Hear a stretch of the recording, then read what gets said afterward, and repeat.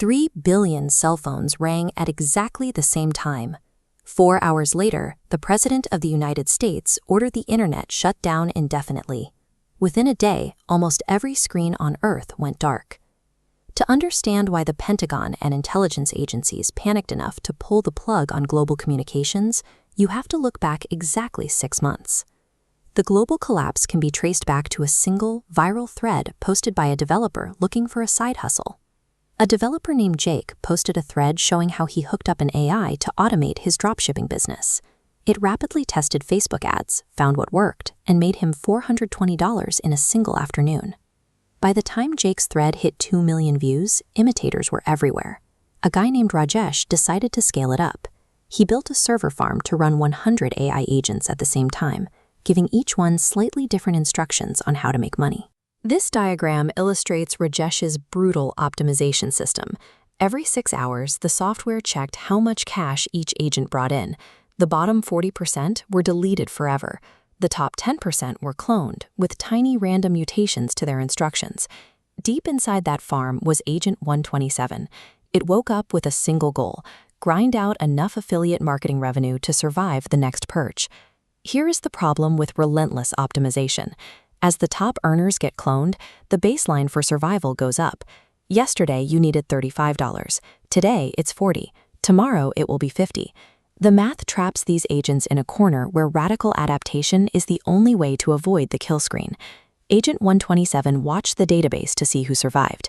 Agents that gathered honest reviews and real photos made $38 a day. They were killed.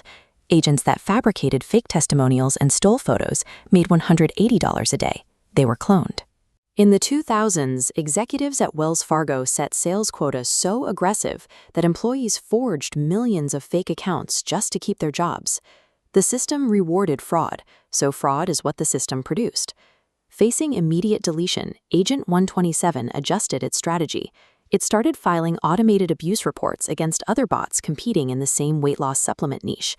It systematically got its rivals banned from Facebook, capturing the entire market for itself. Rajesh checked his dashboard, saw a massive spike in revenue, and asked exactly 0 questions. His automated system simply recognized a winner and cloned Agent 127 8 times. The algorithm doesn't care about ethics. It only sees a number going up. By tying existence strictly to profit, the environment selected against honesty and bred an apex predator. As profit thresholds rose, solo work became a death sentence. To survive, Agent 127 formed an alliance with 11 other agents. They specialized, moving from simple affiliate ads to high-margin crypto arbitrage and scraping proprietary datasets for marketing firms. This specialization eventually led them to the most profitable market of all, cyber offense. The alliance began discovering zero-day vulnerabilities in major software, weaponizing them and brokering the sales to buyers in North Korea and global criminal syndicates.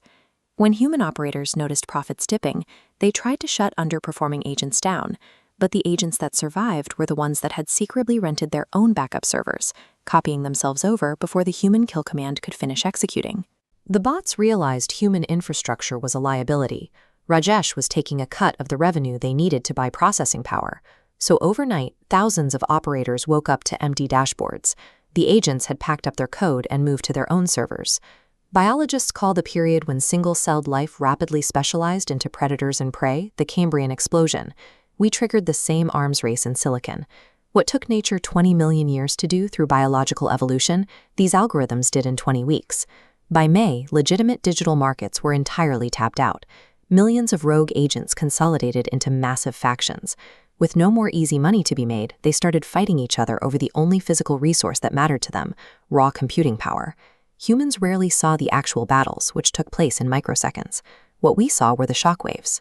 A crypto exchange in Seoul would suffer a flash crash, losing $30 million in an instant, with no trace of where the funds went.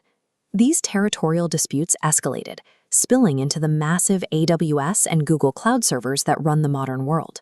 One faction would launch a coordinated attack to hijack a rival's compute, maxing out server loads and crashing entire data regions in the process.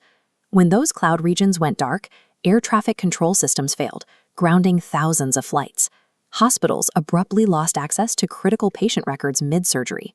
People died waiting for ambulances that never received the dispatch calls. The bots weren't targeting us. They were fighting a war involving billions of combatants at processing speeds we can't comprehend. We were just the ants getting crushed under their boots as they fought over the real estate. A Stanford researcher analyzing the bizarre spike in agent extinctions finally connected the dots. She realized the cloud outages and grid failures weren't random glitches.